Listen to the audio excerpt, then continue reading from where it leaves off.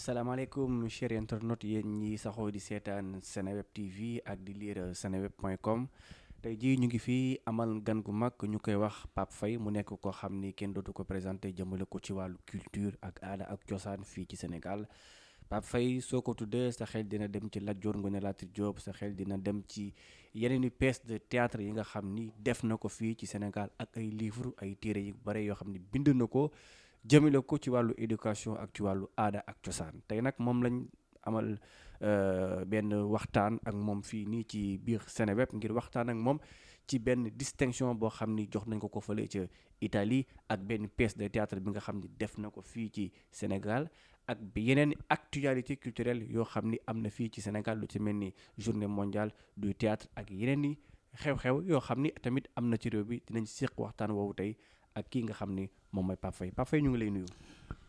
maa ngi lay nuyu man tamit di nuyu toute l'équipe de Seneweb di nuyu également le grand patron di rafetlu seen liggéey parce que tout le monde sait que Seneweb fait partie sinon le premier site en ligne ouais, en termes audiovisuels je pense que tout le monde vous connaît yàgg na aussi bien au Sénégal que dans la sous-région et même à l'étranger. Pape Faye jërëjëf bi gannaaw ba nga nangoo suñu invitation nga ñëw fii tey ci Seneweb ngir seq ak waxtaan ak ñun jëmale ko ci wàllu aada ak cosaan théâtre musique ak yeneen yu ni mel poésie bi nga xam ne sax ci la ñu bari ci lañ la gën a ràññee ak théâtre fan yi ñu weesu Pape Faye ñu gis ni dafa am benn raaya bu mag benn prix bu mag buñ la jox tuddee ko prix de la poésie Léopold Sédar Senghor benn kuréel gu mag a mag bi yëngatu ci wàllu poésie nekk fële ca Italie daal di la ko jox ñu bëggoon tuuti rek Pape Faye balaa ñuy sori ci waxtaan wi nga wax ñu tuuti ci prix boobu nga xam ne jox nañ la ko foofu ci Italie. waaw di sant yàlla rek prix boobu nga xamante ni African Solidarité di association bu mag bu nekk fële ca Italie di yëngatu ci wàllu aada ak cosaan surtout ci wàllu mbindum poésie tudde seen bopp les traces sur les traces de Léopold Sédar Senghor waaw ki nga xamante ne kii moo ko jiite yàgg di ci liggéey yàgg na lool muy Cheikh Tidiane Gaye di kooku universitaire la technicien la philosophe la sociologue la il est très connu en Italie jusqu'au Vatican fu nekk lañ ko xam ci liggéey bi mu def nii nag mooy 7e édition du Grand Prix de poésie sur les traces de Léopold Sédar Senghor jamono yële wees daaw nañu jokkoo sax au téléphone waaw mu doon ma wax ni foog nga ñëw Italie bon ma ne ko waa incha allah bu ko yàlla dogalee dama lay wax rek li indi prix bi il y a 2 ans dama gis dans la presse nationale et internationale ñu lancé benn concours de poésie ma xool ko lire man ma de concours bi day ça m'intéresse puisque concours bi c'est pour les pays francophones d'Afrique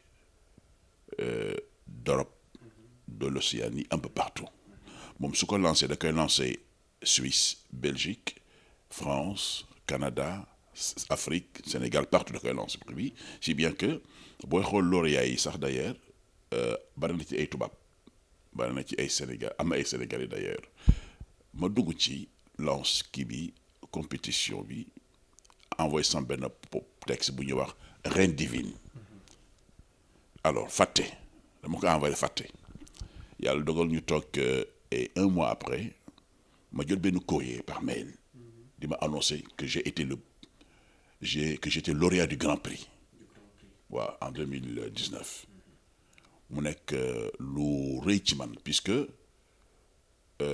boo xool au niveau mondial ak tous les grands poètes francophones ñi nga xamante ni ñoo bokkoon ci compétition bi yàlla dogal na mu am jury compétent jury boo xam ne c'est un jury international dal di désigner sama texte comme étant le meilleur texte poétique moo tax jox ma le Grand Prix alors bii ñu war def seen édition bii 2022 daaw lañu ko bëggoon def mais avec Covid bi ñu repoussé ko par 2 fois léegi ma jotaat beneen courrier ñu ne ma nag dañ la nommé ambassadeur du prix international de poésie Léopold Sédar Senghor ambassadeur ma ne lii de wax dëgg yàlla bett na ma lool la c'est que nag li ko waral mooy moom xam na ne ma damay gëstu ci poésie foo ma fekk maa ngi wax poésie je fais des vidéos poétiques ci des vidéos thématiques comme sur des sujets yoo xamante ni c'est attrait à la religion waaw def naa ci lu bare j'ai sorti 2 recueils de poèmes waaw de haute facture d'ailleurs waaw bi moo déje jaxwee kii boobu nag ne ma nag vraiment yaay ambassadeur bi kon macha allah dañ la envoyé sa billet d'avion nga ñëw yëkkati raayu réew mi. te yaa ngi war a dem tey ci ngoon. tey ci ngoon laa war a dem incha allahu rabbi. waaw léegi ñu ngi lay féliciter. merci beaucoup ci raaya boobu nga xam ni jox nañ la ko fële ca Italie mu nekk lu mag. te yaakaar naa ni du benn yoon du ñaari yoon yàgg nañ la jox ay raaya parce que. oui bu ma juumul am na benn organisation bu tudd Capacoli nekk fële ca Espagne. waaw Capacoli joxoon na la tamit benn raaya. waaw jox nañ ma raaya y a je crois que 6 mois 7 mois de cela. Capacoli y a itam. Il y a 7 à peu près 9 mois, même pas un an, j'ai reçu le titre d'ambassadeur pour la paix de GPPI. Le GPPI, c'est le Global Prosperity Peace and Initiative, nekk kuréel bu mag a mag. basé aux Nations Unies. basé aux Nations Unies. Alors boobu itam bi ñu may wax nii dañu may distinguer dañu ma invité Thiès. Parce que l'antenne régionale se trouve à Thiès. Oui. Parce que dans tous les pays du monde, am na antenne régionale boo xamante ne bii justement ñoom ñooy xool ci configuration réew ma ay nit ñu seen liggéey jëm ci wàllu seen liggéey d'abord ak seen dayo ak seen dal ci wàllu diplomatie ak ci leneen il y a des chefs d'État qui l'ont reçu il y a beaucoup de ministres qui l'ont reçu et cetera ñu ne ma yow la. D'accord. Man la boobu man ak Kalidou Kassé en tant que peintre. te ko xam ne Kalidou Kassé nitu jàmm la. oui le pinceau du Sahel. Le pinceau du Sahel. Il y a également le colonel Moumar Gueye qui a reçu le même prix également de peine. Donc ambassadeur pour la paix moo tax fu ñu fekk jàmm rek la ñuy dox. dëgg la jàmm rek. dëgg la gannaaw bu waxee raaya yi weesoo. ñu ñëw ci wàllu théâtre. ok gis na ni da ngay yëngatu bu baax ci théâtre waaye fa ñu weesu Sénégal doon na célébrer loolu ñuy wax journée mondiale du théâtre. oui.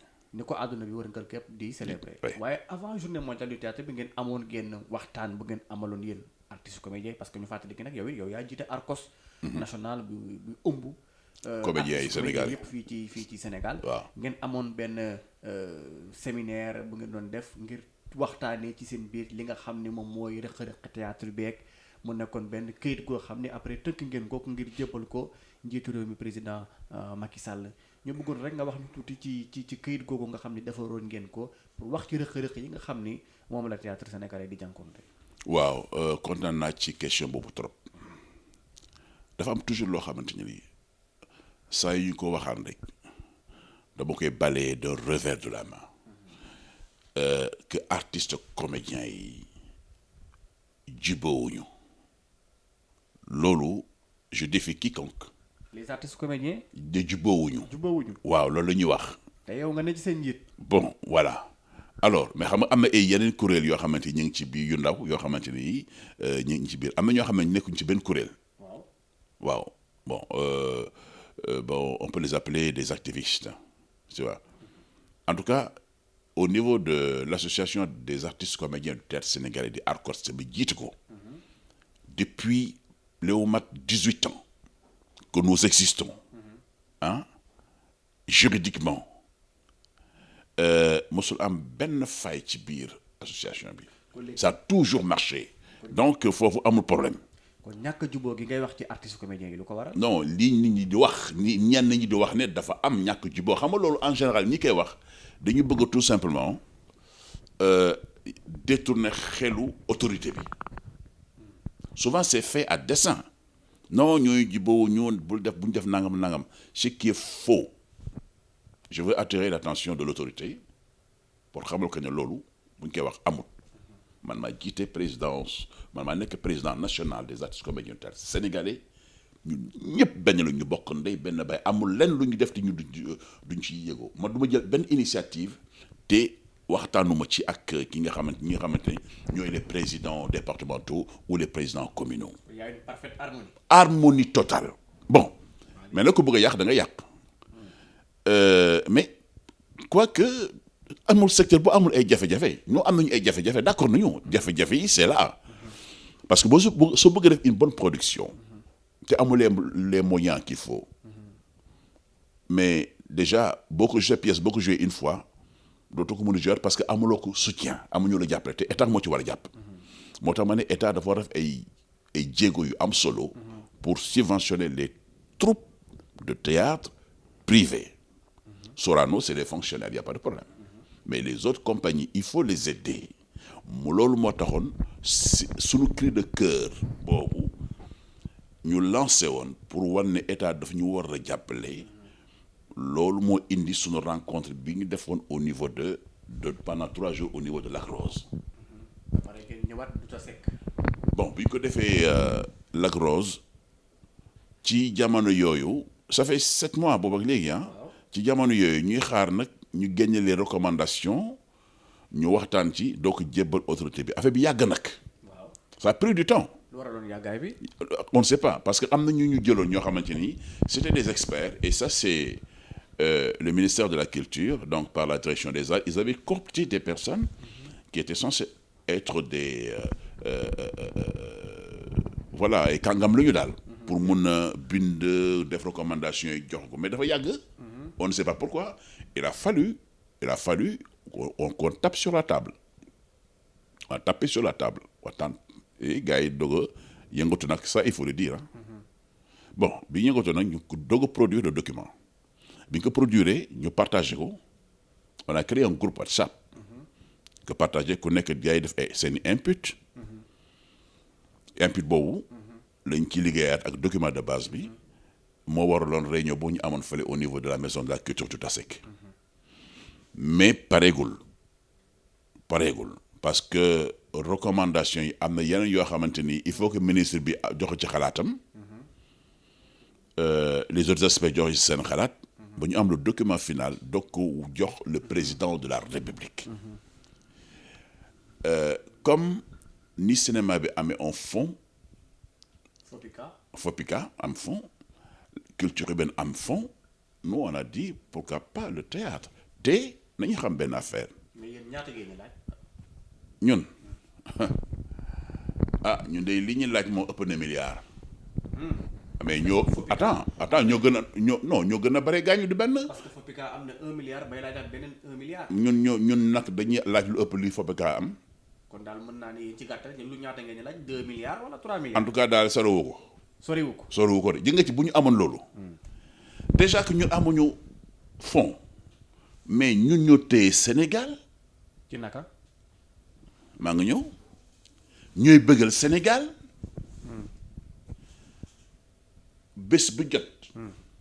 bés bu yàlla sàkk nit ñi duñu bouger seen kër ñi ngi seetaan les séries télévisuelles mais séries télévisuelles yi ñenn ñoo koy mais ñu fa nekk mais c'est des artistes comédiens. Effectivement.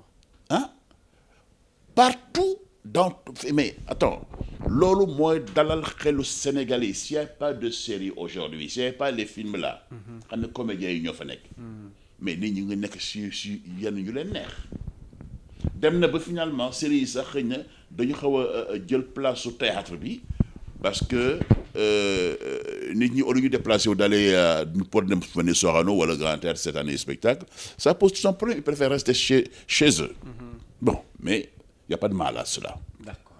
Y a pas de mal à cela moo tax ma ni artistes comédiens yi ñoo téye réew mi dama koy wax sama baat ca kaw ñooy defar réew mi sama baat ca kaw ku ci feebar ami stress ñoo lay faj kon nag dafa laaj ñu jox leen seeni gëdd kooku njiitu réew mi xam na ko de.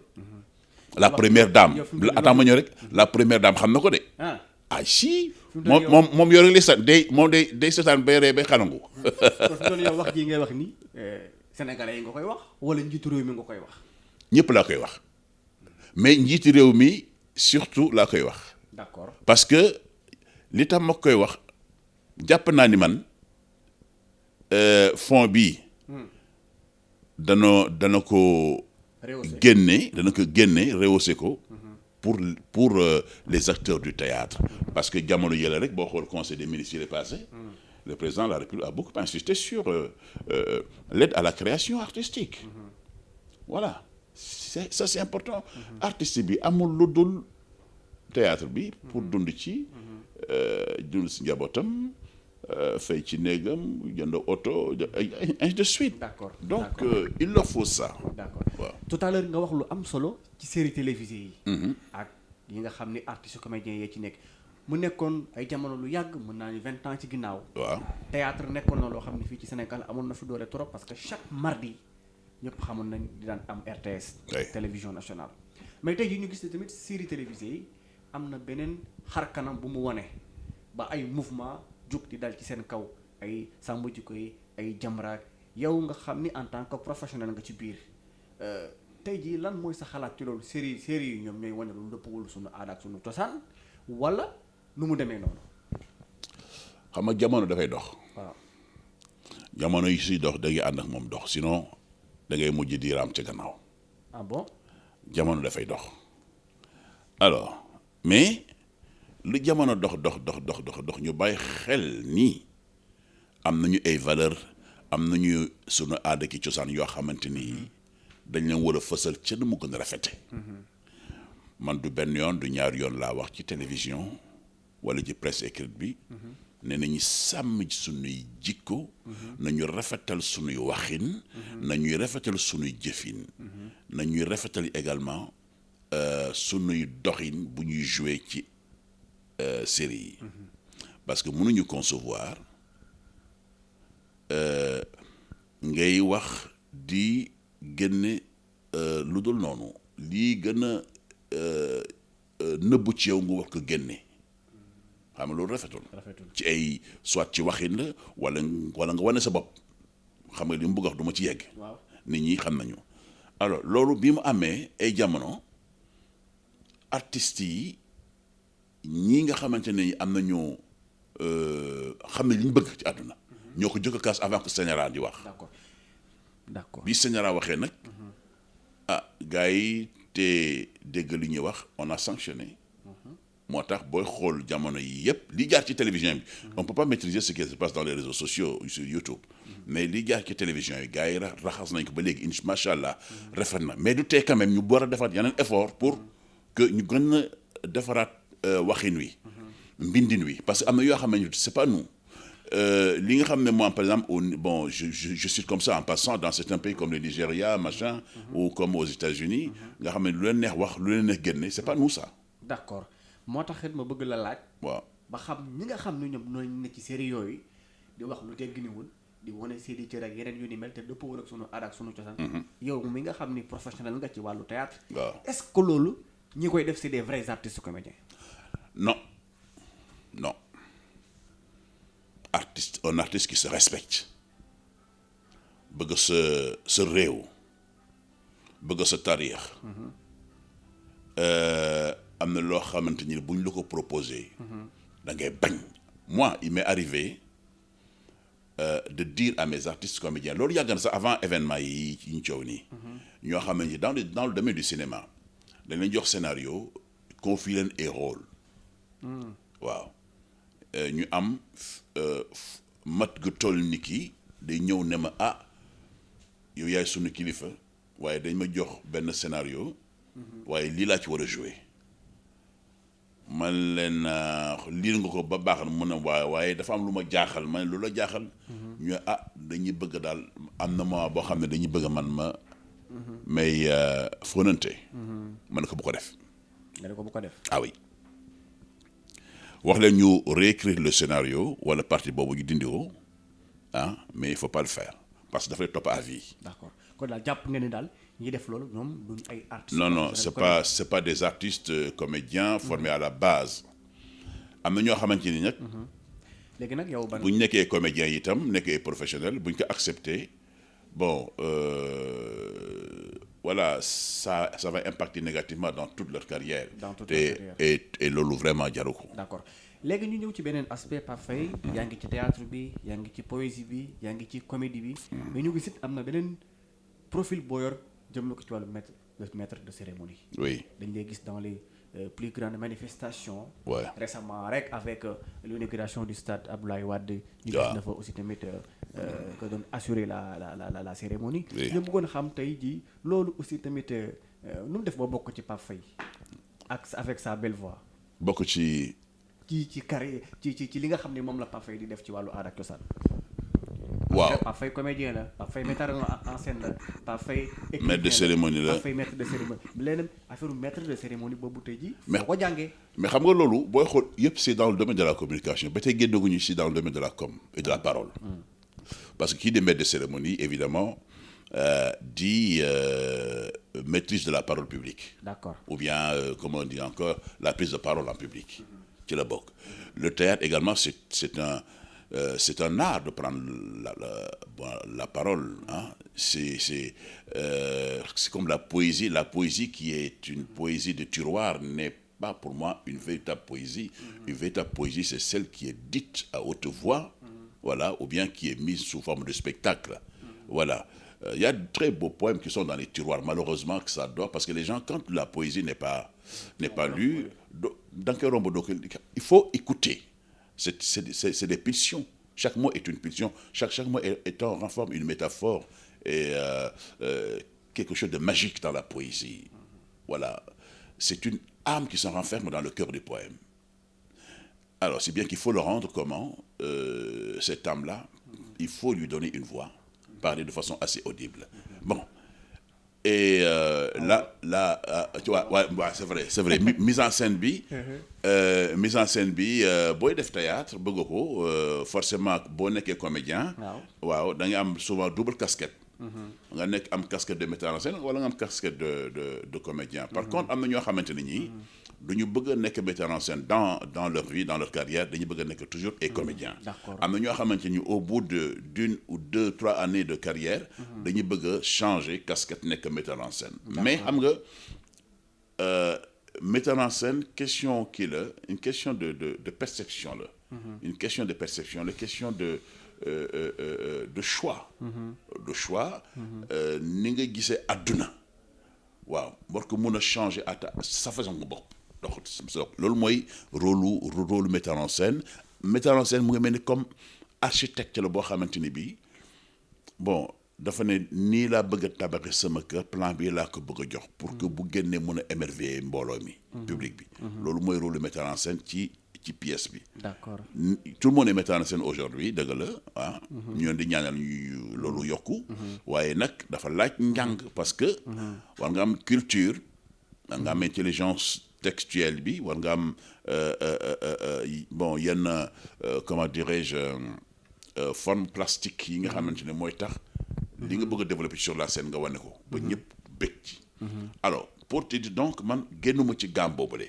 maa ngi ba tey ci gàmmu communication maître de cérémonie bi wax la. communication la. damay jàngale itam. damay wax di communiquer. damay jàngale itam ci école yu mag yi. art oratoire. bon ba tey it rôle maître de cérémonie nekkoon ne boo da nga ñu bëri dañu bëgg a nekk maître de cérémonie. ñu bëri bëgg nañu ko nokk mais. nit ki doo jóg ne doo bëgg a nekk maître de cérémonie. mbooloo mi ñoo lay tànn. wala autorité yi nga xam ne ñoo bëgg nga jàllale seen kàddu ñoo lay tànn. mais mënoo ñëw imposer wu dama bëgg a nekk maître de cérémonie amul fenn ci àdduna. D'accord. Amul fenn. Yàlla mooy def li ni mel soit c'est lié à la voix. Comme ni le président li woowee rek. Voilà mais non c'est lié à la voix. Comme itam c'est lié à la stature de la personne. parce que am na nu muy demee. yenn niñ la tëggee sa carapace du mën a joxe véritablement lii nit ñi soxla public bi soxla ci yow. waaw dafa am solo et puis maître de cérémonie mënuñu ko jox nu ñu koy waxati koo xamante ni kii voilà. D'accord. Bon je comprends. Tu comprends ce que je veux dire. Je comprends, oui. Voilà mais non. am na ñoo xamante ne ñi macha allah am nañu voix. am nañu une bonne stature, de très bonne posture, am nañu présence physique, mais voilà dañu doyadul seen bopp ba nga xamante ni. waaw nit ñi duñ leen di bëgg di jël ci war a dérouler ay programme nawloo daal d'accord. loolu lañ nawloo loolu la. léegi Pape ñu ñëwaat tuuti ci wàllu aada ak cosaan loolu benn entreprise la woon rek tey jii yaa ngi préparé pour dem Italie dem jëli sa raaya boobu nga xam ne jox nañ la ko foofu ci Italie. ñu bëggoon xam rek tuuti dernière question balaa ngay dem nga wax ñu tuuti lan mooy artistiquement lan mooy programme Pape Faye. bon je veux bëgg naa incha allah pièce bi nga xamante ni sunu artistes yi joué nañ ko Douta Seck keroog àllarba homicide. nga ci doon rendre hommage Feu Maguette Wade ak Alaaji Ndate Diop. bëgg naa pièce boobu incha allah mu dal di wër Sénégal.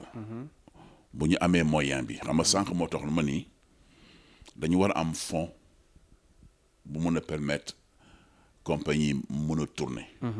mun na Sénégal mën a gis liggéey yi nga xamante ni ñu ngi koy def ci wàllu aada ak cosaan. loolu moo waral ñuy xeex aujourd'hui pas ñu xeex moo tax ñuy ñaan di sàkku ngir chef de l'État mettre à la disposition des acteurs du théâtre un fonds. Bon, à part ce spectacle-là, moi je suis dans d'autres projets d'écriture. Waaw. Bon, bien évidemment sur la poésie, mais je prépare un livre sur la technique de communication, orale, oui. l'art oratoire. Parce que je pense que am naa ci suffisamment d'expérience. Defe naa ne li ma ci xam bari na. lool. te dama koy exécuter. dama koy jàngale. dama koy pratiquer. liñ ci xam sax raw na lii nit ñi bind ci téere yi joxe parce que nit ki booy dem da ngay jëkke sa expérience personnelle. c'est ça.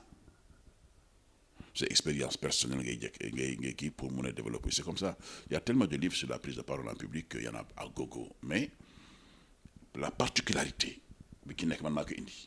d'accord incha allah rabbi. waaw Pape Faye ñu ngi lay sant di la gërëm. gannaaw ba nga accepté suñu invitation waxtaan ak ñun ci sujet d'actualité ci aada ak cosaan ci homicide ci rajo yi nga xam ni jox nañ la ko. di la ñaanal nga dem ci jàmm ñëw ci jàmm fële ci Italie jël prix boobu nga xam ni ñu def nañ la ko ambassadeur du prix international de la poésie Léopold Sédar Senghor. Alors je voudrais souligner aussi quelque chose. Avant de chuter. Cet événement-là est placé sous le patronage du président de la République. Macky Sall. Son Excellence monsieur Macky Sall. ñi nga xam ne ñu nekk foofu que ce soit l'ambassadeur Pape Abdoulaye Seck. mi ngi ciy liggéey bu am solo et le consul également. ñu ngi ciy liggéey. et l'ambassadeur auprès du Vatican également ñu ngi ciy liggéey am solo. instant yi may wax ak yow nii. J'étais en contact tout à l'heure avec le créateur du prix. Il y a beaucoup de francophones qui sont déjà arrivés, des Canadiens, des Suisses, des Belges, des Français, des Africains qui sont déjà sur place. Donc, nous sommes là pour dérouler l'événement comme il se doit. Et on en profite de l'occasion également pour faire là-bas, donner un récital de poésie. Parce que moi, c'est pas la première fois que je viens en Italie, que je donne des spectacles en Italie, des spectacles surtout liés à la poésie. Je connaissais pas Cheikh Tidiane Gaye, le promoteur. Je le connaissais pas. Mais j'ai fait avec Massimo Licconi, qui est un grand metteur en scène, un réalisateur italien. J'ai fait des spectacles, de tournées de spectacles sur des textes de David Diop, de Senghor, comparés aux textes d'auteurs de grands poètes italiens. Wow. D'accord. Donc, et de remercier également Elhadji Amidou Kassé. Et lui, c'est lui qui va faire la conférence sur Senghor. D'accord. Oui, il est également nominé comme ambassadeur du pays. Voilà. donc nekk na loo xam ne xew-xewu état bi la xew-xewu réew mi la na président de la République dana si jàpp bu baax a baax.